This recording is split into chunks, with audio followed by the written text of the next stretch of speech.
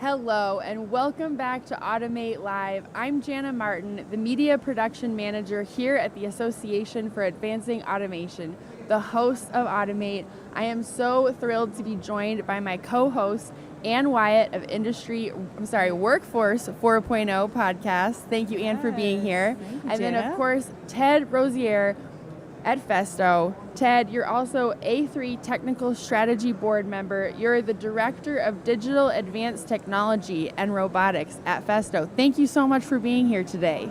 Thanks for having me. This is just a blast. It's a blast. We're all having fun here at Automate, and we're really excited to dive in and talk to you about what you're best at, which is all things automation and education.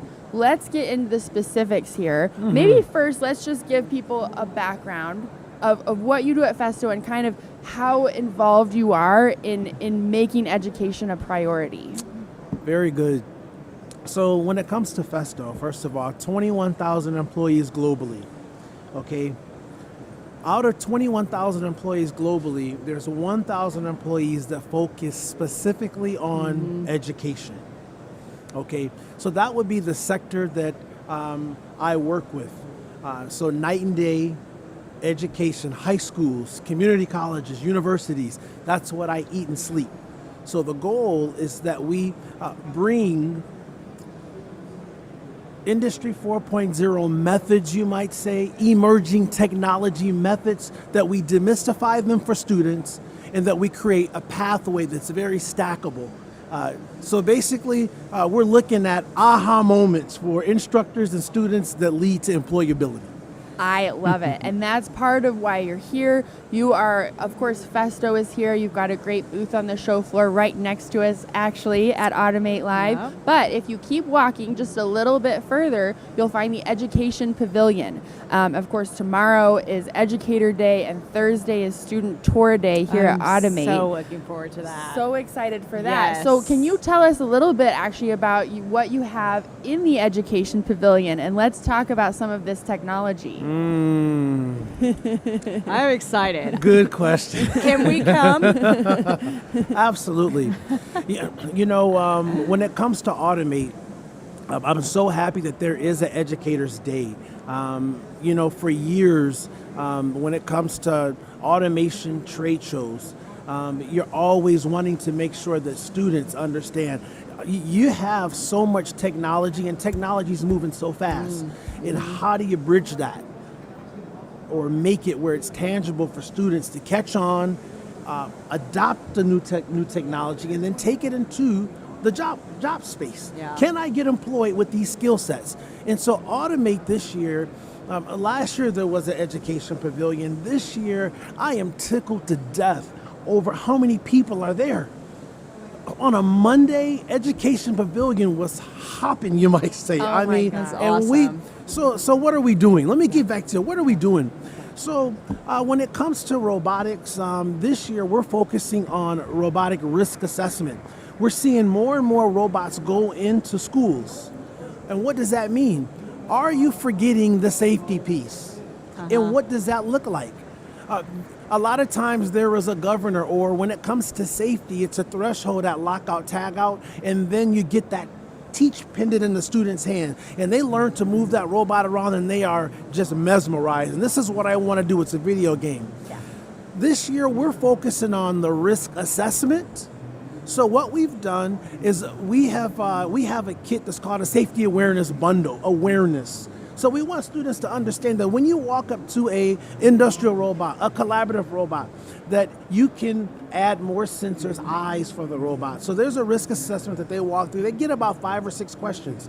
They're asked, how do you slow down the robot? Well, you walk as you walk closer to it, there's this footprints on the floor that say robot slow down. When you get right up on the robot, there's a robot stop. Then there's a risk mitigation arm that we call that allows you to cycle start the robot, but not be right up on the robot. Interesting. Okay. So after the students go through these 5 or 6 questions around this risk assessment and then risk mitigation process, they get a stamp in their passport. I love that. And then they get a little robot that they can kind of put together. I love that. So it's a little puzzle they put together, they can assemble it, so they become little system integrators, you might say. Wow, awesome. what a great experience. That's so awesome. Okay, so let's talk in a little bit more detail about this risk assessment, and also how is AI kind of coming into this picture? I mean, everyone likes to talk about ChatGPT and what kind of fun prompts and weird images are you generating, but Yes. this is a real technology that has industrial applications, and maybe some people just don't really understand that quite yet. Can you explain that for people? Absolutely. So we know robot safety is important. AI, how do we demystify that for the classroom setting? There's so many different things that you can do when it comes to artificial intelligence for production. And that's a different conversation, or artificial intelligence for manufacturing. When we speak to AI, the first thing we do is we take students through a process where they understand how an algorithm is built. That leads to a specific data set. Okay, so anytime you have an artificial intelligence algorithm, you need 3 variables to trust. We've used image capturing, so vision. That's one path. The other path is like condition monitoring that you're going to use. But for this application on a robot, a collaborative robot, we've used image capturing. And what that means is you can basically, we have a robot that gives out candy. So AI should solve a problem, right? Don't just bring artificial intelligence to the table just to play with it. Right. But it should solve a problem. It should be a solution. So the solution is, I have a sweet tooth. Well, I do too. So when you were coming up with those 3 things, you know, and those metrics, you know, how did you determine that? What was that process like for Festo, and what went into that? So going back to providing the solution, we thought about, okay, a collaborative robot, you can have this 6-axis robot and it comes out of the box as a cobot, okay? Now you do have to add settings and whatnot to allow it to touch you and for it to actually slow down and act accordingly. So you have to set up those parameters. But how do we take it further? One of the issues that you have with collaborative robots is it having a sharp end of arm tool. Huh. Now the category of safety starts to change because the arm could actually cut you. So we said, oh, how do we add AI to solve that issue? So what we did was, that's why we came up with image capturing. So you can put your hand in front of a 3D camera and the robot will grab a piece of candy as if it was possibly a knife, okay? Now, if I have a knife, how can I hand it to you and not cut you? I need to know where the point is, and I have to follow your hand and hand it. Understand, with image capturing, I'm taking several pictures every milliseconds of your hand as you move it. And it's attached to the robot coordinates, and it'll actually place it nice and softly to your hand. Now, of course, we couldn't have a robot holding a knife, moving around. So we use candy, and everyone's able to walk up to the robot, choose a color, it takes a snapshot, hands it to you wherever your hand is. And that's how we're getting students to understand the application, okay, of bringing AI to solve a problem. That's fantastic. I just love that. So what kind of skills should the kids then, as they come in, as they kind of determine where they want to go with their career, what skills would be great for them to really kind of focus on in their education? Okay, very good question. When you walk into, let's go back to, you go into any community college, there's a term, and this is even in high schools, that term of mechatronics has not gone anywhere. Electrical, mechanical, software, okay? The students need to understand what that looks like, but they need to bring it all together with, and now what we're talking about is the systems approach. Right. So that's how they should think. If I learn mechanical, how do I, and this is based upon troubleshooting. So if you walk in a manufacturing plant and there's pressure because there's red lights and the red lights are there, and I gotta get this machine. I need a green light. Right. Under pressure, Right. how do I think? Right. So everything moves so quickly, and That's everything is right. loud, That's and there right. are forklifts driving, That's kamikaze everywhere. I mean, it's a very active environment It is. being on a floor. So how do you think it goes back to your training? So if I'm trained and I walk up to a problem, the first thing that we typically look at is the software. Yeah. And it already worked, so don't touch the software. So you're saying, what should you learn? You need to learn mechanically, how does it work? Electrically, how does that affect the mechanics? The software side, yes, you need to understand those three pieces and how they all integrate together. The software piece has changed though. It's more user-friendly. We can trust it. That software piece with a strong PC has the ability to run all kinds of software programs that students can utilize. And as long as the reason why I feel like Automate is at an all-time high right now, why so many people are here, software has become easier. It's easier to geek out now. Okay, back in you go back 10, 15, 20 years ago, geeking out, you had to really be a nerd. It's tangible. It's a lot of it is, just drag and drop, right? No code, low code. I mean, you're seeing that same thing in robotics. You're seeing a lot of plug and play solutions. That's correct. The technology has really come a long way. So at one in time, my day, right? yes, there was a lot of smoke and mirrors. As engineers, it always worked for us. And then when your customer comes in, it fails. So what are kind of some of the challenges as you are now integrating AI into these robotic solutions and teaching those to the next generation? What are some of the challenges that you guys are facing and overcoming there? So we know that AI can be a buzzword. Yeah. And taking the buzz out of it, the reality is I kind of mentioned that with AI and building an algorithm, you have three variables that you have to be able to trust. In order to, AI should help you anticipate. There's a theory, chase the red light or anticipate the red light. AI should help you anticipate. How? Right. It's by collecting information. And that's the biggest challenge. It's having time for the systems to run and capturing the data to look at it and then start to massage it so that you know where the problems are and knowing that you can trust it. Patience. That's what we have to exercise when it comes to AI right now. Interesting. I have one last question. Yeah, if that's okay. Please go for it. But I just have to know because I am so excited to be sitting next to Ted. And, your work with Festo is monumental. We see you all over the place. You all are doing such amazing things. And Festo has access to some of the best analytics when it comes to education out there. And that's something for our audience. If you're checking that out, you've got to check out their online resources. Is a wonderland if you're into that kind of stuff. My question for you, Ted, is, when we're reflecting on the last year or so in manufacturing and educational solutions, do we have any on-the-ground live snapshots of where we are in making progress on addressing that skills gap? And do you have any use cases or specific examples for that? Absolutely.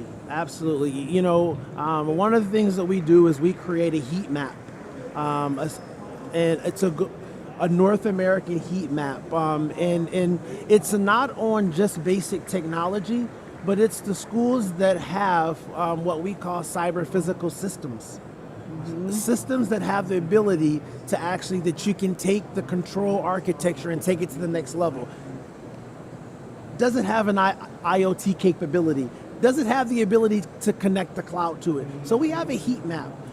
At one time when it came to our Industry 4.0 offerings, cyber physical factory offerings, it was onesie twosies. The heat map now shows in North America, there's over 78 schools that have, in North America, different schools that have true cyber physical type systems where they can truly teach Industry 4.0 methods. I love that. Okay, so at one time it was just a handful of schools here and there. And it's not just Festo doing this. when you step into, I go back to the education pavilion, you will see all the large robot manufacturers, Fanuc, ABB, KUKA, Universal Robots. Everyone is going after education, and we're not getting tendonitis anymore. We're actually striking the blows and hitting the target. Okay? I love that you understand my pain point with this, right? Yeah, yes. Yeah. Yes. So and it's good great times. to see. Good Incredible times. progress. All right, and this has been an incredible discussion. Definitely get down here. Come and check out the Education Pavilion. You can see all of the cool technology and robots that Ted is talking about. And we will see you soon for the next interview here on Automate Live.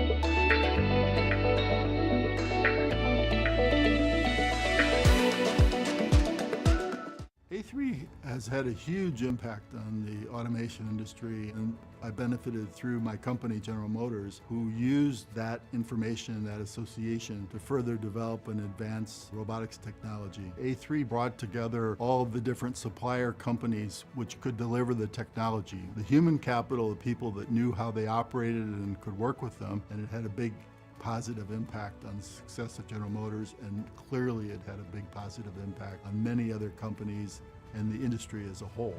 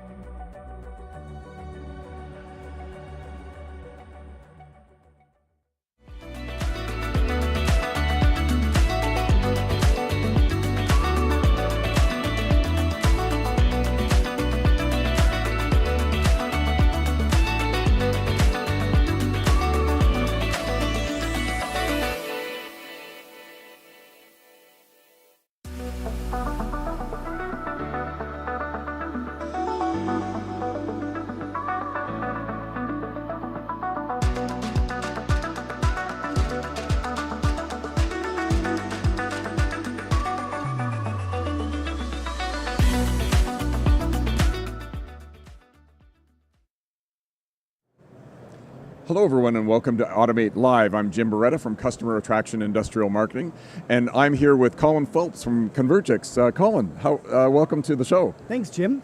Happy to be here.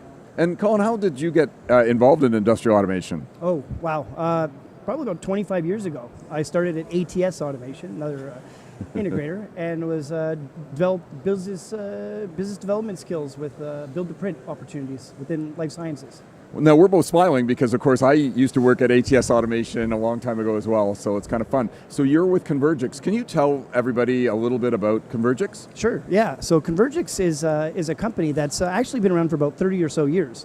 We're made up of several brand names that are well-known around the world, global, and we specialize in medical device and high-speed assembly systems.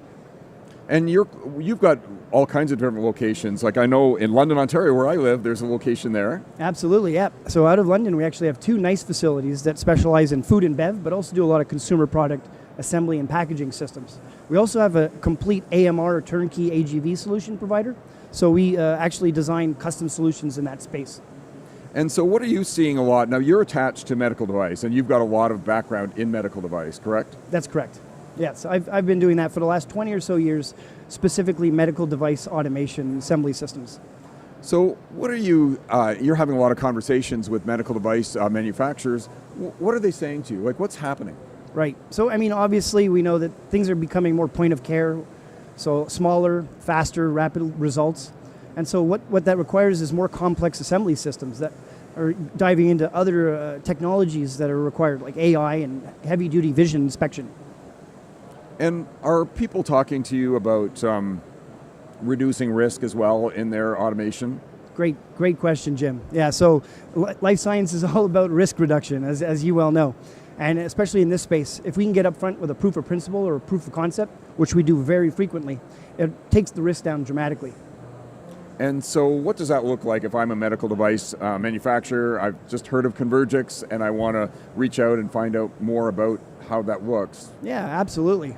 So, I mean, really the idea is to come up front, bring the product, bring the solution, the process that you think is going to be best suited to assemble a device, and we'll take it from there. And we'll identify the risks and the areas where we need to do some additional engineering and upfront studies. And we'll point that out, we'll work with your team, and we'll find those, and we'll come up with an iterative process to dive down and find solutions for that assembly.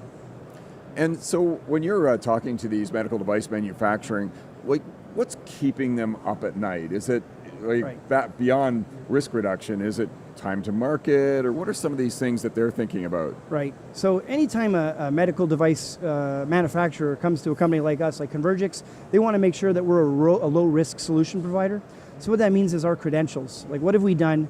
How do we reduce risk? How do we make sure that we understand the processes and that we have the right subject matter experts? So we just really have to show and prove our credentials ahead of time. So you were kind of mentioning earlier too about some of the technologies that Convergix is made up of. You mentioned AGVs and AMRs and such, but you've got a lot of experience throughout the company. What are some of those technologies look like? Oh, thanks. That's completely good question. One of our divisions actually specializes in really high-speed feeding systems. So that's, upwards of 1,200 parts per minute feeding systems for medical device assembly. Additionally, we have cannulation and cannulators, world-class cannulators that end up very extremely high OEE. And so when you're, when these manufacturers are looking at this, that's taking that expertise. What else are they looking for? What about project delivery and and time to market? Right. So we understand how to schedule a life science project. We understand the risks and also the milestones that are required to properly deliver a system. So we're more humble and more conservative in our approach to declaring the schedule, if you will. And tell me a little bit. I know you can't talk about customers, right? Or brand names or anything like that. But give us some examples, maybe some of the projects that you've worked on before, or that you're working on, or looking at Convergix. Oh, great, thanks. We're really strong in the blood collection systems and solutions, so cassettes, cartridges, and that sort of thing. We're also very strong in drug delivery device assembly lines, so pen needles and other kinds of injector systems. And you have to be really good at FDA, right? And dealing with all kinds of regulatory compliance. Yes, so most of our team that works in that space understand GAMP5 and also 21 CFR Part 11 for all the data tracking and the modularization for those systems. Now, before we came on today, we were talking a little bit about AI and medical device, and you had some interesting comments about that. Right. No, so, I mean, the challenge with AI is you have to be very careful about how to get that approved. We're still working through, and I think it's in the early stages, to really explore and exploit the total facets of AI in this industry, just because of the validation requirements. Just because AI is a good example for some industries, it doesn't mean it's always good for other industries, and so that's that kind of slow walk. I absolutely see it eventually, proliferating. But right now, I think things are going slow because people are still trying to understand what are the best use cases for AI in med tech and life sciences. So let's talk a little bit about project management of these large assembly systems, because I think that's one of the challenges with automation companies building automation for med device is project management. Absolutely. A good project management will make or break the project. So our engineers and project engineering solution specialists are the strongest and most experienced team members of the project. And so they can lead, they can identify early on milestone changes and deviations and work with the customer to come up with great solutions. So we talked too a little bit about kind of doing these engineering studies, like these upfront engineering studies to reduce risk and such. Is that something that's still things that you do? 100%. If we can get up front on a risk portion of a project, we will. And that's just to lower everyone's risk and make sure the project goes as smoothly as possible. And so what are maybe some other technologies that you're working with? Are you doing a lot of work in robotics and a lot of work in vision? Yes. Anytime so I guess yes and no, depending on the rates. Robots are great for a certain cycle and throughput. But other than that, we're using a lot of vision-based solutions to verify quality and inspection. And of course, there's traceability. And how do we do that? And how do we ensure that we validate each process?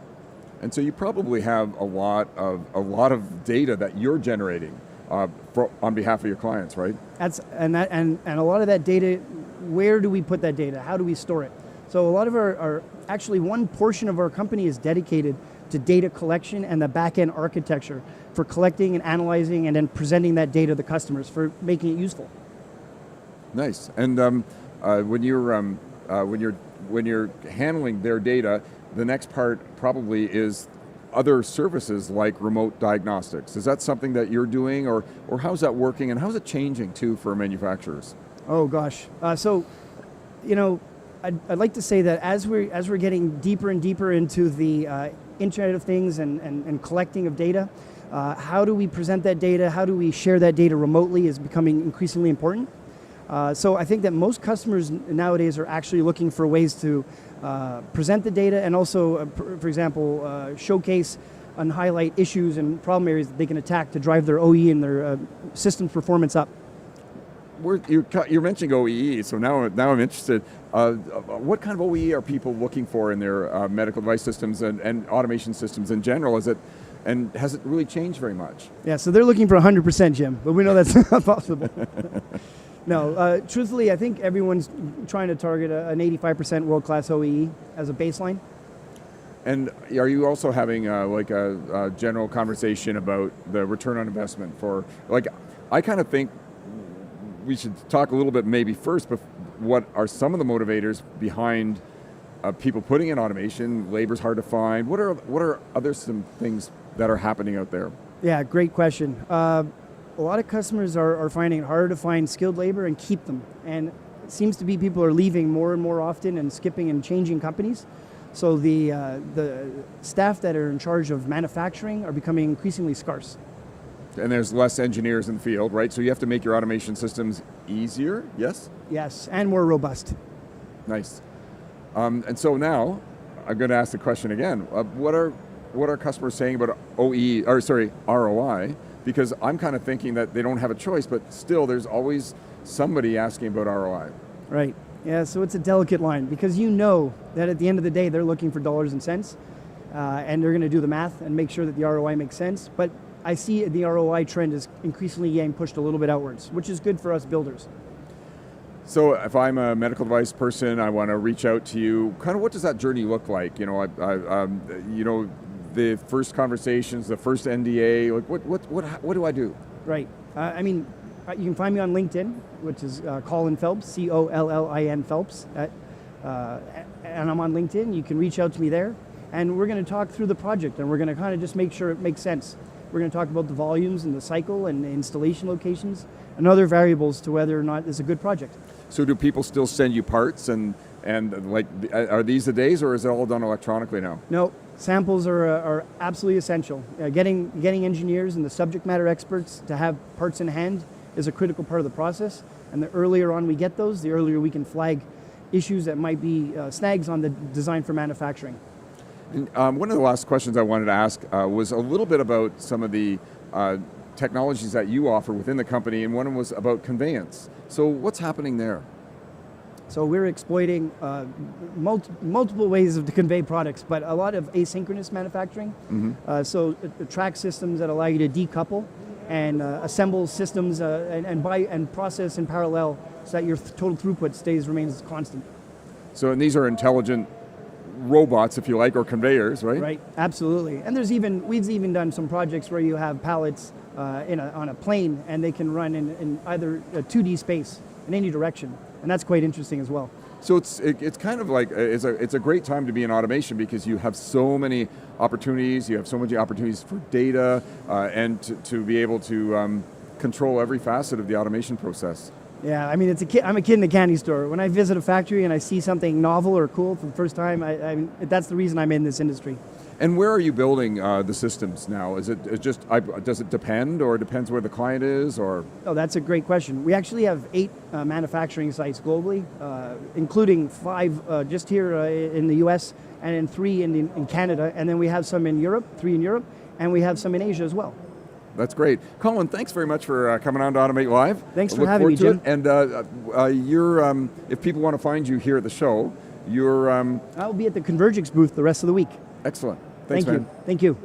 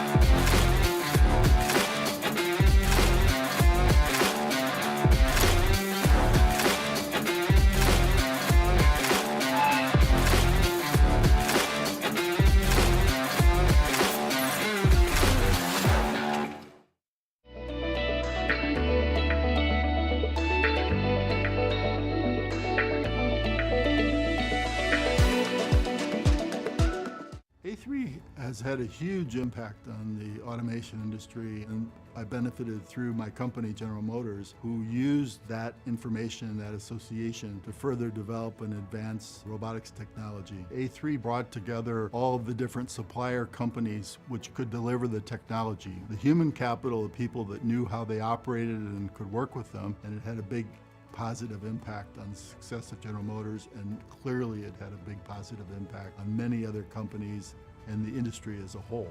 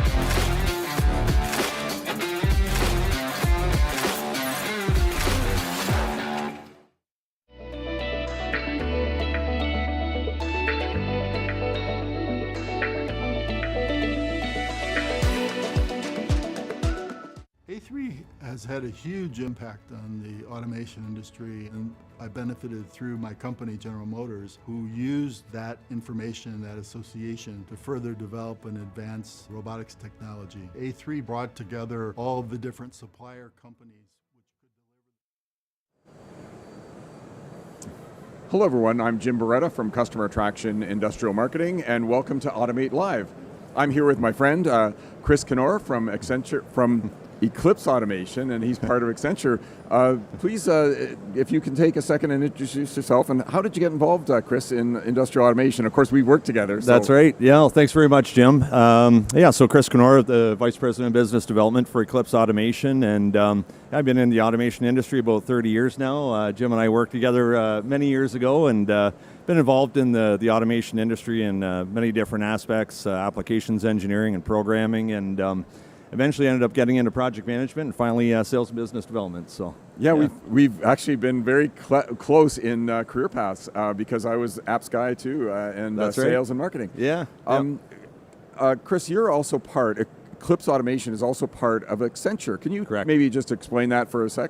Yeah, for sure. It was really, I guess you'd say, a unique acquisition and something a little bit unique in the industry, where certainly we see a lot of acquisitions going on right now, and a lot of what you see is the larger company buying a smaller one, really to gain access to new markets, new industry segments, and so on. But with Accenture, it was really something a little bit different and unique, I guess I'd say, in the marketplace, where really we saw all the potential that with Accenture's size and breadth of industries that they get into, and at the same time, their expertise in Industry 4.0 and digital transformations with companies. And really, we're bringing to the table within their Industry X business unit a lot of capabilities to actually design, build, and integrate automation. And then coupled with their expertise in Industry 4.0 and data, it makes a really powerful statement and really a powerful tool that for our customers really to help them in their digital manufacturing space. So, yeah. So what are some of the things that you're seeing now? Because we've both been in the industrial automation for a long time. What are some of the trends that you're seeing in automation? Definitely, we're seeing a lot of trends towards mobile robotics, autonomous operations as well. I think really customers trying to look at where can they save cost on labor. Certainly, labor shortages and filling that void with automation is a big piece of that as well. I think more and more we're really seeing a lot of enhancements in the capabilities of motion control and vision, the ability to really automate processes that you didn't see before, really. So data is a big piece of it as well, So and for us, again, going back to the acquisition and integration within Accenture, that's been a big piece of it as well. And I would say there's always been the element where we would take data from the shop floor and then integrate it up to the MES layer. But what's really a little bit new and unique is more, again, we talk a lot about the convergence of IT and OT, and I think the ability to have bidirectional data really across the entire data stack, and having companies who can actually do that is really something kind of new and unique there. You're probably not having any conversations with clients that don't include vision, ML, and AI, right? Yeah, absolutely, and it's getting to be a bigger piece of it all the time. Certainly it's we've always recognized the need to be able to do in-process inspections, and for the sake that you're not adding more value to already failed parts, and I would say with a lot of the enhancements that AI brings to vision, it really does bring a lot of new capabilities to be able to teach those systems faster, to open up new opportunities and really new applications for vision as well. And you're probably seeing from your clients that they're asking for automation to be easier to use. Is that would you say that's absolutely? And with to that end as well, I think a lot of the things that we're doing with augmented reality to be able to make troubleshooting easier, to be able to connect to our clients easier and be able to react faster, certainly is a piece of that. definitely a lot of trends in that direction. Yeah. So I'd like to switch our conversation a little bit. You did a presentation today, and I am Yeah. sorry, I was a Yeah. few minutes late. I got in there, and they Standing room only. They wouldn't let me stand. They're like, "No, fire regulations, you can't stand." Yeah. Can you tell our audience a little bit of what you spoke about and what was and what you were talking about? Yeah, for sure. And in what we do at Eclipse, and we deal with a lot of clients who are bringing new products to market. And with that, I think there comes a lot of challenges that are unique to that versus incremental ramp ups in volume. But so with that, really, what I was speaking about is from the perspective of an automation integrator. What are some of the areas to really look out for and to be cognizant of based on the experience that I've seen over the years in ramping up a new product to market? So looking at things like doing things like proof of principle to really test out new processes, thinking about data ahead of time, looking ahead to service. Really a number of areas there that we talked about, how to develop an automation concept for that matter, consideration for ramping that volume by having multiple pieces of equipment, using a first line as really more of almost a pilot or initial volumes, but understanding what your volumes are over time, and then really making the right commercial spend over that time, such that you have some time to develop those processes first, and then as you really continue to debug and shake out a lot of the issues on the machine, then that's really the time to go and bring on your next lines and continue to ramp your volumes. It really does make a lot of common sense, right? Is engage your automation integrator early, do all the proof of principle, have all these contingencies, get and look at the line 1, line 2, and line 3, right? Yeah, absolutely, and really when time allows, and that's time doesn't always allow, and that's the challenge I think sometimes. But when time does allow, it does make a lot of sense to do it in that way, or a scaled implementation as well. A lot of times we'll see clients that'll maybe start with one line. And then as well have that as a scalable line that over time you add on to that line, and certain considerations around that as well, though. Yeah. Yeah. Have you had some recent examples, like even internally at Eclipse, where you've been able to do this, where a client takes this long view and says, "No, we're partnering with you right now"? Yeah, definitely, and that's really the type of relationship that we like to have, when we can really have that long view in mind and help that client right from the early days to be able to mitigate a lot of those process risks, help them with that volume ramp-up plan, and really make sure that they're spending the right capital at the right time. And with that as well, making those considerations around looking at the complexity of the automation processes, taking a look at how many processes there are, taking into account what would the expected OEE be, that we can really make a proper plan around the cycle time.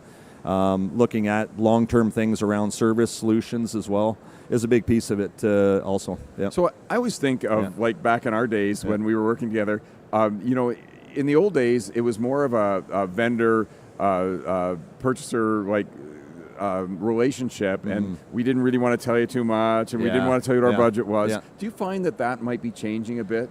I think it has in a lot of cases. I'd say in particular where there are clients who are perhaps even newer to automation, we do find more clients that really do want to partner and truly find a solution provider that can walk hand in hand with them and really kind of look at the full solution in that way. So, certainly there are clients, I'd say, that do approach things a little bit more transactional, in particular where there are fairly standard processes, I guess I'd say. But I think as we get more and more into more complex devices, I think this is really where we can add a lot of value. Really, is in a lot of that really early risk mitigation and planning phase, and then through to really the service end as well, and that long-term view of things. Yeah. Do you kind of think that you're dealing maybe with younger engineers who might be taking a little bit different view of how to work with a supplier?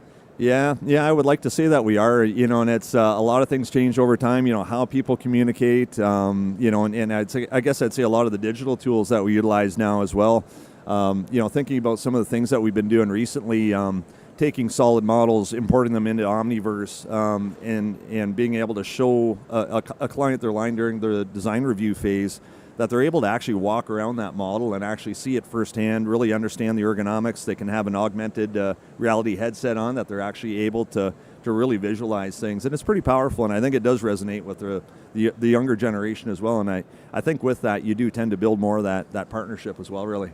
And I can kind of think about post-automation technologies, right, where they might be putting on a headset to debug a machine or dial in remotely, which we've been able to do for 20 years, but we're still dealing with OT of the IT set. Has any of that changed?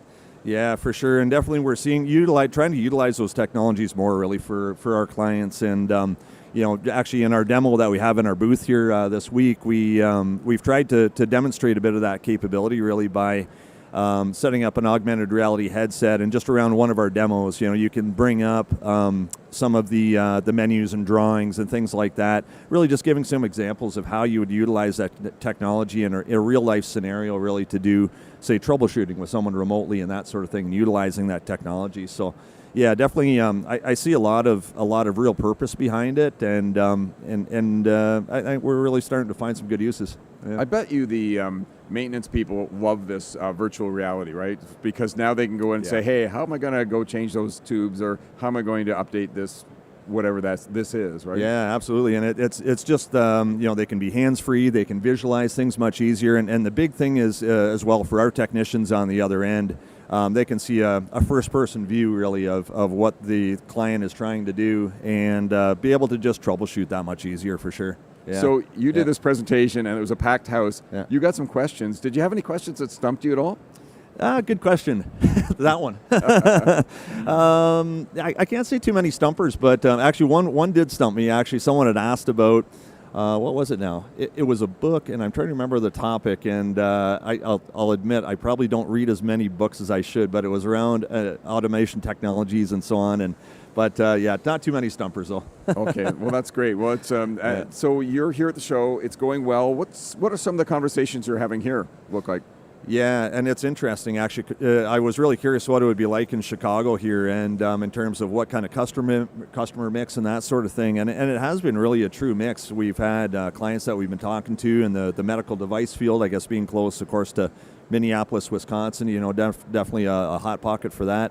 Dealing a lot as well with some automotive clients, quite a variety, even some modular automation, modular construction type clients as well. So actually a really interesting mix, having some great conversations about people both ramping up new operations, new products to market, but at the same time people who are just making as well incremental upgrades and incremental increases to their volumes as well. And what are you seeing back at home in Cambridge, Ontario? Yeah. What are you seeing on the floor? Are you seeing a lot of consumer goods? Are you seeing nuclear? Like what kind of areas of automation without mentioning names? No, yeah, for sure. And good question. We're seeing a lot right now in hydrogen fuel cell, a lot of EV technologies, and some medical device as well, actually. So a pretty good mix of industries, really. Yep.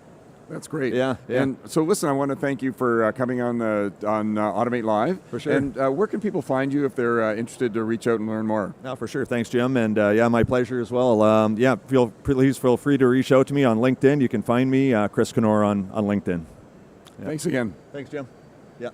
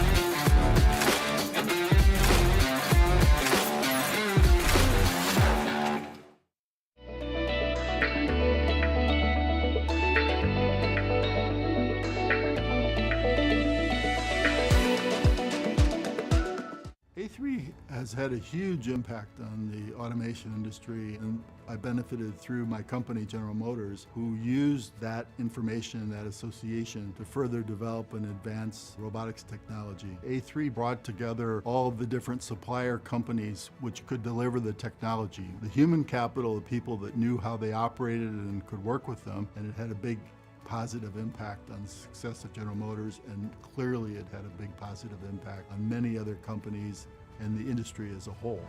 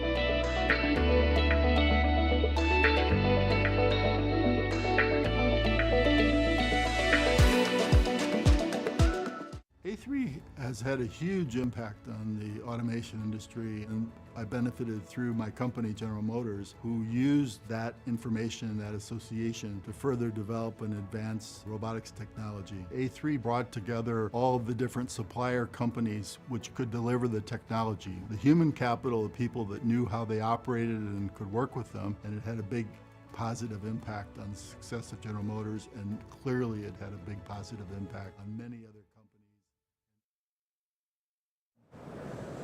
Hello again, this is Jana Martin. I'm the Media Production Manager here at A3 on the Automate Live desk again today, and joining me now for a special panel about automation education are two folks, one from the industry and one from Project Lead the Way. Glade Montgomery, thank you so much for being here. You are the Senior Vice President of Strategic Partnerships at Project Lead the Way. Thanks for joining us. You're welcome. And then, of course, Amanda Beaton, you are the U.S. Program Manager at Siemens and deeply involved in education. Thank you for being here today. Thank you. I've gotten to chat with both of you on Zoom calls, so it's really exciting to get to speak with you here now in person at this event we've been building up to and leading up to for so long now. Glade, can you elaborate on Project Lead the Way and how it is transforming those teaching experiences and empowering students in the field of automation education? Sure, Jana. Well, Project Lead the Way is a national STEM curriculum provider, and we have 3 programs of study: engineering, biomedical science, and computer science. And those pathways run from pre-K all the way through 12th grade. And we just really think it's very, very important to be able to expose kids at an early age to the STEM fields. That's all part of workforce development and preparing kids for future careers, getting them exposed to the types of skills that they're going to need in those jobs in the future. And we just think that that's very, very important to start it at an early age. That's right. And then Amanda, could you share a little bit about Siemens and your commitment to advancing the technical expertise of that future workforce through all of your initiatives? Sure. So Siemens, of course, is a huge technology company. So I'm glad Glade talked about the K-12 space, because we really specialize in a little bit beyond that, in more community college, university, some high school, but really getting our factory automation products, hardware, software, tools related to advanced manufacturing. It's hard to even call it that anymore because there's so many terms, but bringing those tools into the classroom, bringing those into students' hands for projects, senior design, capstone type projects, and just really any sort of educational environment where we can bring products into students' hands. That's what we do. So that they can actually realize what the work is going to be like when they go and get that first job out of college. Really wherever they go to work, whether it's in the U.S. or globally, but they'll see those very same products in a manufacturing environment. So hardware or software, they have such an advantage to be comfortable with the technology and have experience with the technology, whether it's 1 semester or 4 years. So that's why we do it. Because that is one of the challenges in this world of automation and robotics education. It's a STEM-related kind of field that you should go into to be able to work in this industry. And so Glade, can you talk a little bit about Project Lead the Way and how you're emphasizing project-based learning? Yeah, all of our curriculum we refer to it as APB, the Activity Project Problem-Based Approach, where kids are taking the skills and abilities that they've perhaps learned from another course, from a math or science course, and actually applying it in a setting separate from where they've learned it. But everything is very hands-on. The teacher really acts as a facilitator of learning, as opposed to the person just standing in front of the room disseminating all the knowledge. So kids are very involved in activities and projects, and then ultimately culminating in a problem that they're trying to solve. They work in groups, so they have to learn to collaborate and work with one another. Then typically at the end of a project or a problem, they're going to present their ideas. So those communication skills that they're practicing that are so invaluable in business and industry. So we really think that, through that approach, kids are learning skills like problem solving. I mentioned collaboration, communication, that ethical reasoning. We bring that into a lot of our coursework, so kids are thinking about using technology in the right way, which is always very important. Absolutely, absolutely. And then Amanda, Siemens focused on fostering innovation in academia. How do you measure that success of your education initiatives in terms of, preparing students for the demands of the industry? Yeah, that's hard. That's a tricky one. And because a lot of what Glade mentioned when you talk about creative thinking and problem solving and critical reasoning, I mean, I love that, and I love seeing that because we see such a skills gap and a talent shortage in no matter what field it is. So a lot of what Glade's team is doing, and that project-based learning, I mean, it's critical thinking, not just for a STEM field. It's not really just to go into engineering. It's just, it really prepares students to problem solve. So I love that. That wasn't the answer to your question, but I was going to say I love that. I love that Those too. skills are applicable whatever they decide I know, to go into. I love that. So but true. It's hard to measure. It's hard to measure innovation, right? I mean, I like to see as many schools using Siemens products as possible because they're using real automation hardware and software, exactly what they would see in industry instead of something else that they wouldn't necessarily see in a real environment.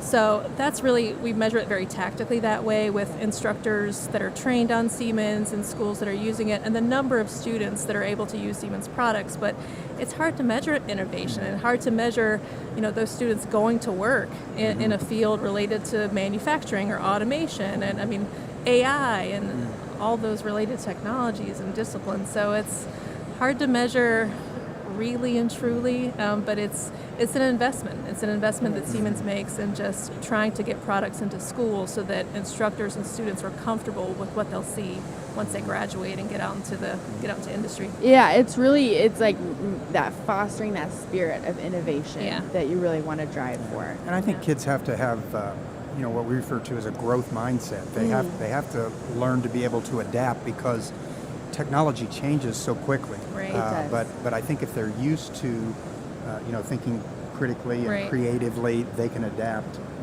to whatever new technology comes along.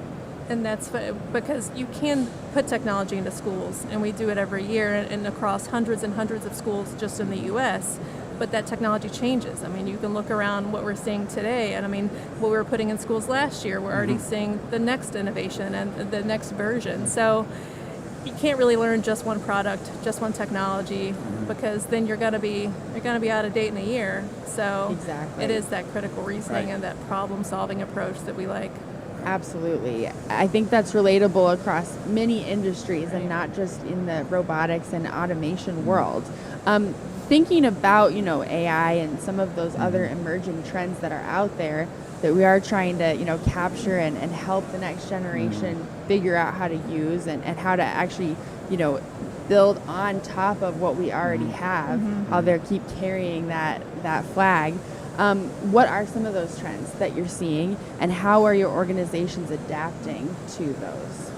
Yeah, well, like I said, I think technology is always changing. Certainly AI is going to be a big component of the workforce and things that are coming in the future.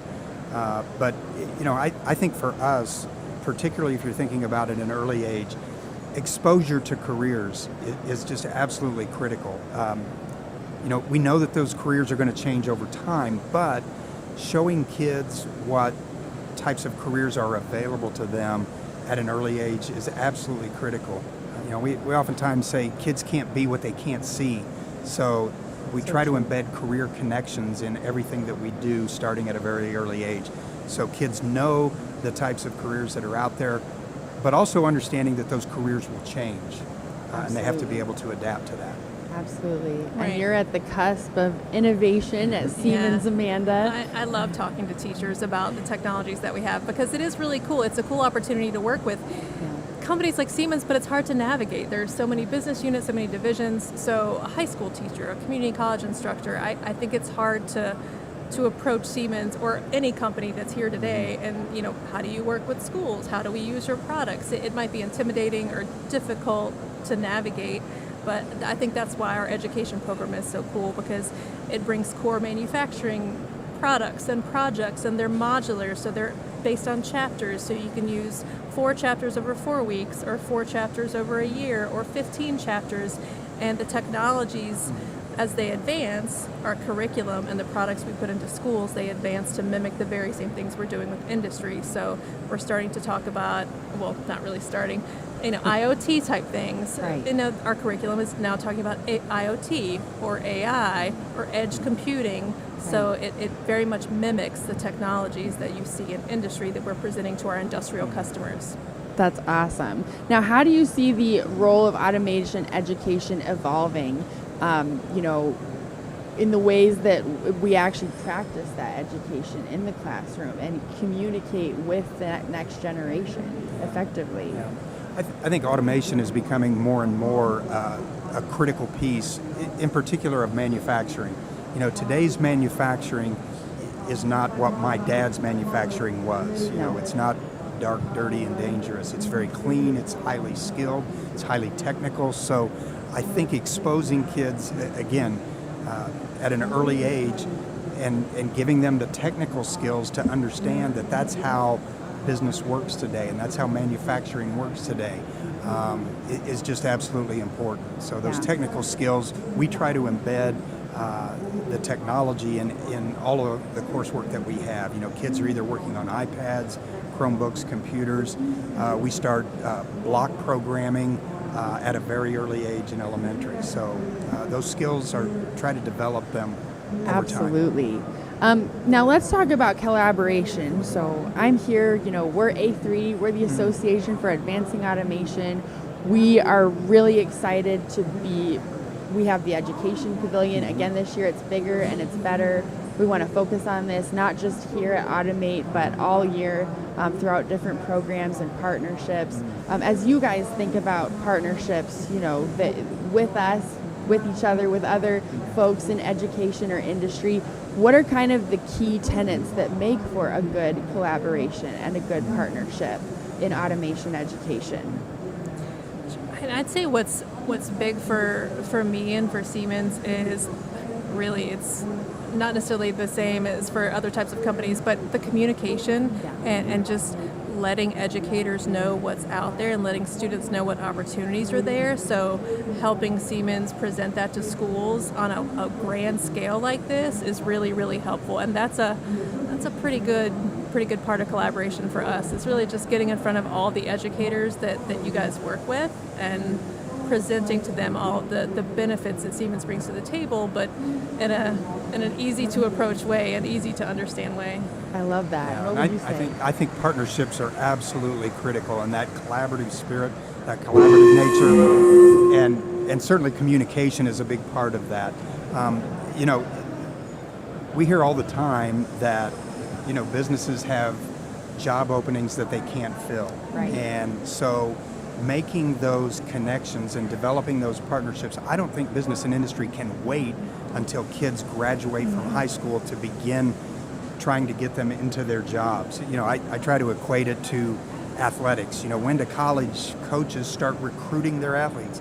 Down in middle school, and business and industry shouldn't be any different. So that partnership, that collaboration has to really start down in the K-12 space. So that you can really build those skills from the ground up and do the coursework that you need and go to the institutions, whether it be a university or a technical kind of training, skill training program. Well, and communication, like you said, is so critical because just letting kids know what types of careers are available, what type of education is going to be needed, Right. What skills you need. If they know that and the businesses can communicate that to the schools and to the kids, Yeah. that's where we're going to And how cool it grow the is, right? workforce. Like you said, it's not 50 years ago manufacturing. I mean, this is pretty cool stuff, and it's really based on software and programming, and not just ladder logic programming or function block programming. I mean, it's open source programming, and that's how factories work nowadays. And I don't think everybody knows that, and parents and students just don't realize how cool it is. Really, making parents understand Yeah. that is a critical Yeah. component. What would we say now in closing to the kids and the parents out there? Get down here. Come on down to Automate. Come to the Education Pavilion. Amanda will be here, and so is Glade. We're really excited to have them here at Automate finally, and we're excited to be talking about education here at the Automate Live.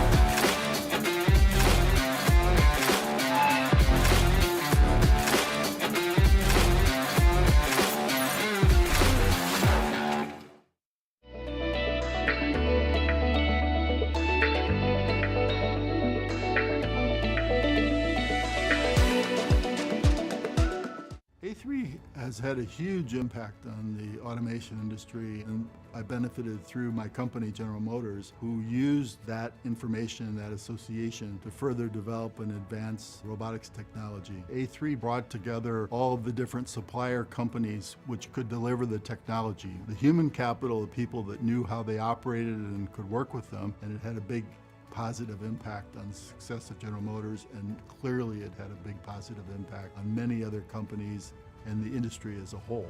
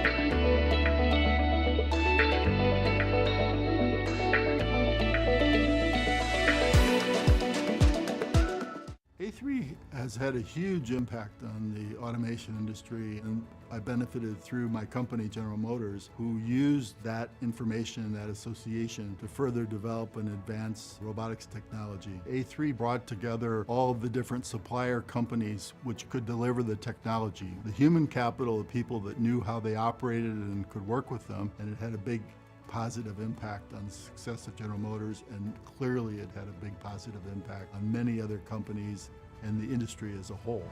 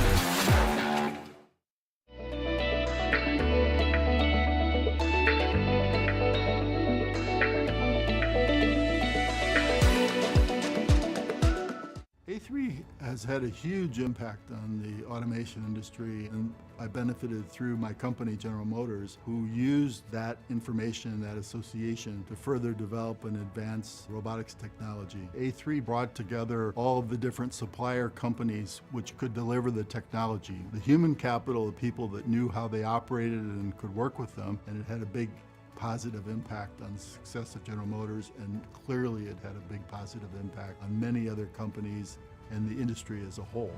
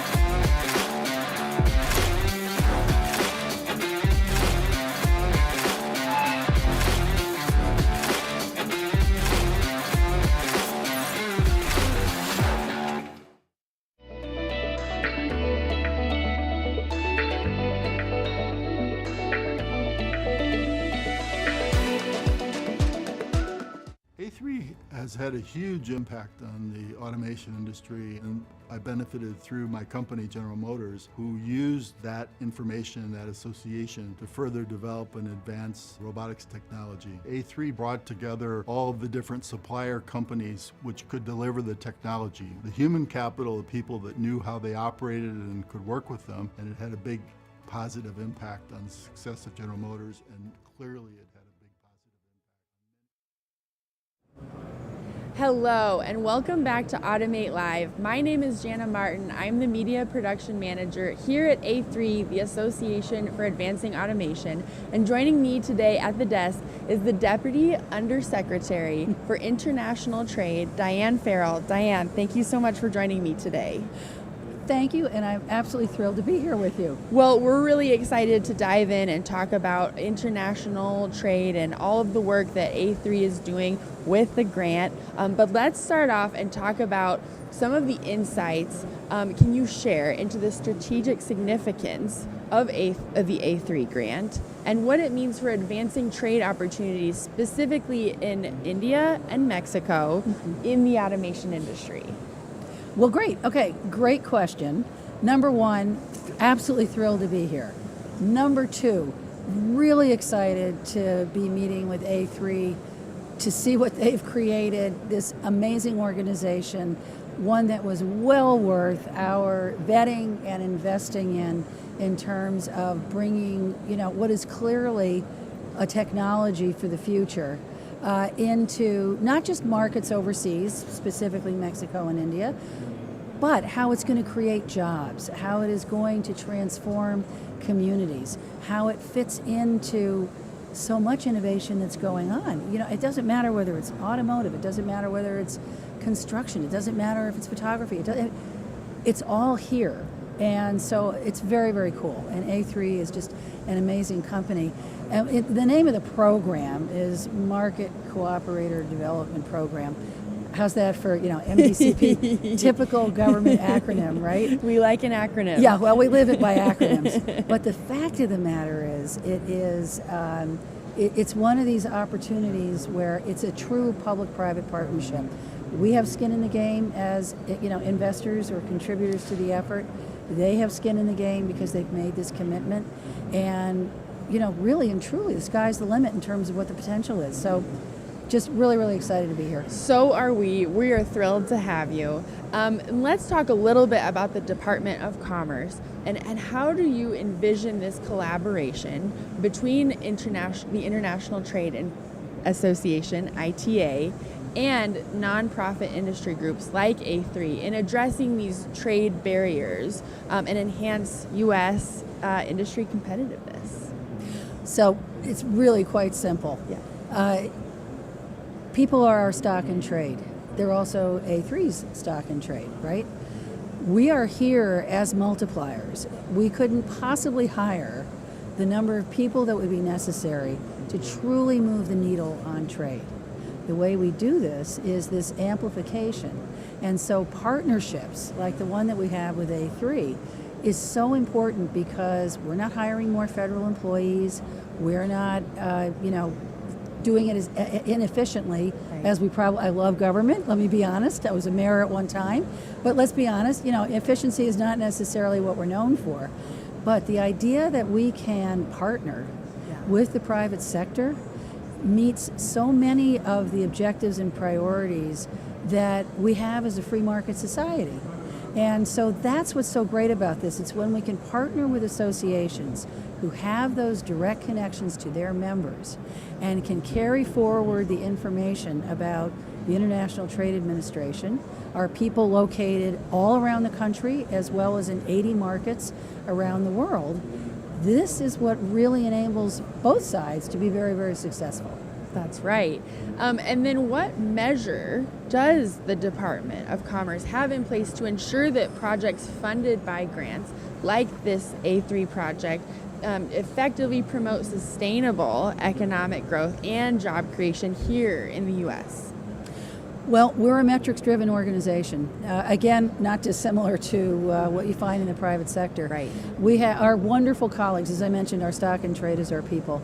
There are prescribed benchmarks that have to be met annually. So the people who are here, out in the greater Chicago region, people on the West Coast, East Coast, doesn't matter where they are, or overseas, actually log in information about companies that they've helped, whether or not they've had a successful experience with a sale that we may have been helping them to advocate for.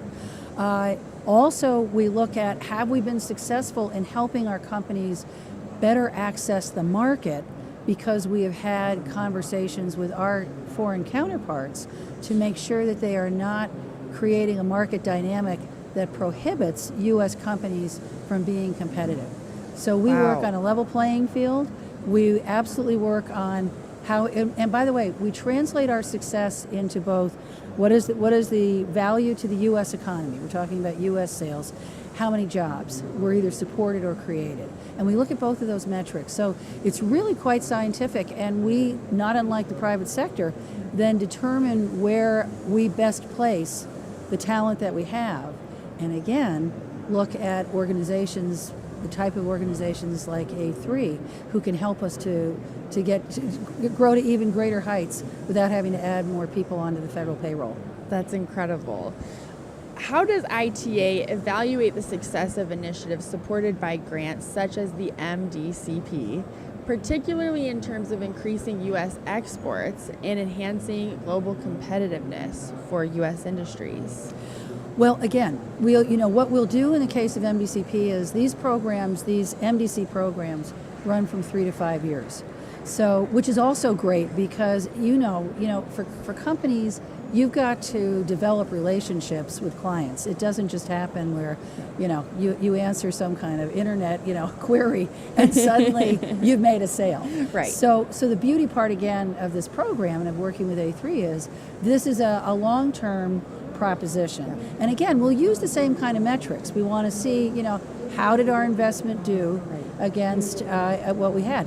What we will tell you is that for cents on the dollar, we look at for every dollar, and I've got the stat here from my office, it represents something like close to $400 for every dollar spent by us, $400 to the economy. With MDCP, the team has actually figured out that for every $1 of grant money provided, it represents $357 in exports that are generated. So a 1 to 357 ratio is a great return on investment. That's pretty good. Yeah. I don't think I've heard of a ratio like that. No, I don't. You know what? If we had, we'd all be retired by now. Exactly. Doesn't work that way normally. That's powerful. Yeah, it really is. It really is. Really going to drive some change with that. Yeah, Absolutely. Yeah. Can you provide examples of successful outcomes from previous projects or similar initiatives that have positively impacted U.S. business? Yep. We've done this again. We really husband our budget very carefully, and so we'll have good years and not so good years in terms of were we able to save enough to do this. And so again, I'm very pleased the last few years we've been able to do that. So if I look at my cheat sheet here, to be perfectly honest, yes, we've done a lot with. I'm just looking. The National Electrical Manufacturers Association. Our Assistant Secretary for Industry and Analysis, Grant Harris, actually led a trade mission to Asia as part of this effort, and that meant we took 12 small and medium-sized enterprises and 2 economic development corporations, organizations, I should say, to Indonesia, Singapore, and Japan for matchmaking events, for factory tours, for trade show exhibits, and receptions with public and private stakeholders. Huge. This is why this is such a wonderful partnership, because we can open doors for our companies, but it's our companies who have to make the sale. Right. And so we try to create that platform, and more often than not, I'm happy to say, as you look at America's ability to recover so rapidly from COVID, right, and the economic impacts that came from the pandemic, yeah, we are where we are in terms of a rebounded economy. We've got a few things to deal with. We know that inflation is one that's on everyone's mind, but the reality is that we've seen low unemployment rates. Right, We are also, by the way, we are attracting companies overseas to come to the United States. When we talk about technology, and we talk about semiconductors, for example, Right. the fact that we now have the world's largest semiconductor company out of Taiwan, TSMC, coming to the United States, because of grant funds that have come from the Department of Commerce. Same thing with domestic company Intel, making commitments between Arizona and the state of Texas to bring jobs back, or just to recognize the weaknesses in the supply chain link to make sure that we find ourselves in as strong a position as we can from a strategic standpoint. We're very fond at the Department of Commerce of saying economic security is national security. So all of this feeds into our ability to create as much strength as we can on behalf of the private sector, therefore on behalf of our local economy, state economy, national economy, and really what it's all about is our citizens who are our families and loved ones. Yeah, we're here talking about international trade and these big, lofty grants in different countries, but you're right. At the end of the day, we're here to make life better, jobs better, and work better for Americans here in the U.S. and around the world. And work with like-minded partners. Yeah. Because again, when partnership countries, feel the benefits of working mutually or jointly on trade, it's a win-win. It's such a great opportunity for all of our member companies, as you've mentioned. Oh yeah. I mean, this is where they can really have the opportunity to go into India and to Mexico in particular with this grant. So if you don't know about it, you can get in touch with us. Absolutely. Automate.org. Absolutely. And find out more. The reasons for Mexico and India. Yeah, we talked a little please, bit about it, but for one, these are important trade partners for us. One is in our hemisphere. One is in a very critical part of the world. And growing immensely. And growing, now the largest population. They've surpassed China. We also, in the United States, have a very strong diaspora connection to India. And that makes a huge difference. There are pockets in the United States, whether it's in the Houston area, whether it's in the state of Michigan, whether it's in New Jersey, it's all over. It's all over. And the academic connections that we have. Yes. I know India feels far, and I know India feels kind of complicated, but the reality is that the potential is tremendous. And so I'm very pleased to say that, again, in partnership with A3, we have a trade mission that's going to be coming up to Mumbai later this year.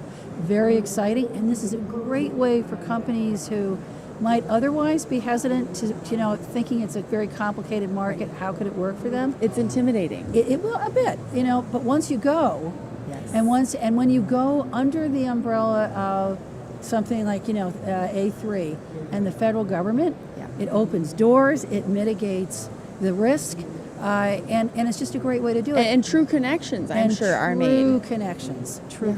Yeah. And the same is true for Mexico. We're farther along with Mexico simply because, they are in our hemisphere. We have a border with them. There's more trade that goes on. We have the free trade agreement, USMCA, between Canada, Mexico, and the United States. But again, Mexico can be hard to navigate. And so this way, a company, especially the small and medium companies who don't have the same capacity to send all their lawyers or, hire, people on the ground, it gives them the same opportunities to go into the market and to, and to compete, which is what we want. It is what we want. Dan, I have just one more question for you. What criteria did the Department of Commerce consider when awarding A3's grant, specifically in relation to boosting U.S. jobs? So I just said this to Jeff a moment ago. They did a phenomenal job with their application. I mean, I hate to sound like the College Board right here. That's not what I mean. You. Although this is the month where kids are making decisions. That's right. But the fact is, they are a top-flight organization. They've grown over the years. They've created this opportunity for 3 organizations to merge into one, hence A3. Their application was so specific. And I'll be honest, again, these are your taxpayer dollars that we want to invest wisely. Their financial statement was excellent. Their plans were excellent. They had this idea to do the events in Mexico, another one coming up in Mexico. This will be their second one. To do India. I think they're responding to what their members are looking for. I don't think they're just pulling something out of their hat here. No. But the fact that they were just so incredibly articulate and organized with their presentation that it's truly an honor to be with them here. And it gives one great confidence that this will be a very wise investment. And remember, they put 80% in, we put 20% in. So we're partners, but we're actually the minority partner. But everybody's got skin in the game, and that's oftentimes the way these kinds of opportunities work to their greatest success and advantage. And we couldn't do it without everyone here working on this together. Absolutely true. Yeah. And again, when you talk about having a positive feeling about America's bright future, just look around this convention center. This is the future. Absolutely. And it's American, and with partners, not exclusively. But this is the kind of innovation that we know is going to be great for our future, for our children's future, for our grandchildren's future. Great for America. It is. It's so great for us. And Diane, again, thank you so much. We are honored to have you here with us at Automate this year. We're really excited as an entire association about the work that we're going to get to do with the grant. And thank you for tuning in to this interview with U.S. Undersecretary Diane Farrell. Call anytime, diane.farrell at trade.gov. I'll get you connected.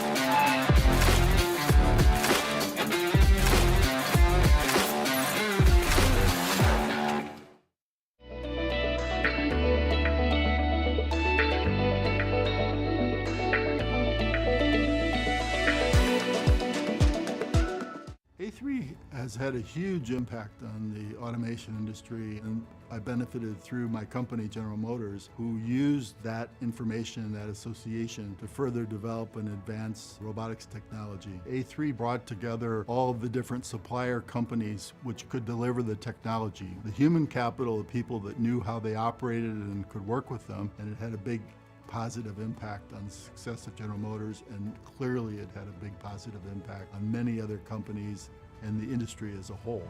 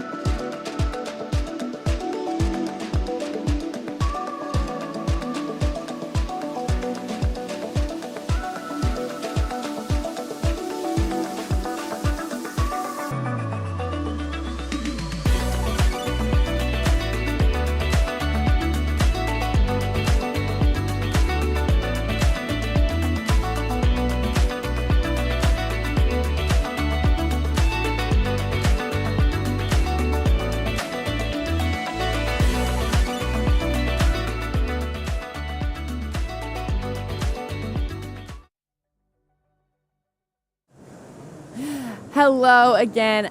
I'm Jana Martin. I'm the Media Production Manager for the Association of Advancing Automation. Thank you so much for joining us again here at Automate Live today. We will be back here tomorrow with more incredible interviews from the thought leaders in this industry, and including Jeff Bernstein, A3 President.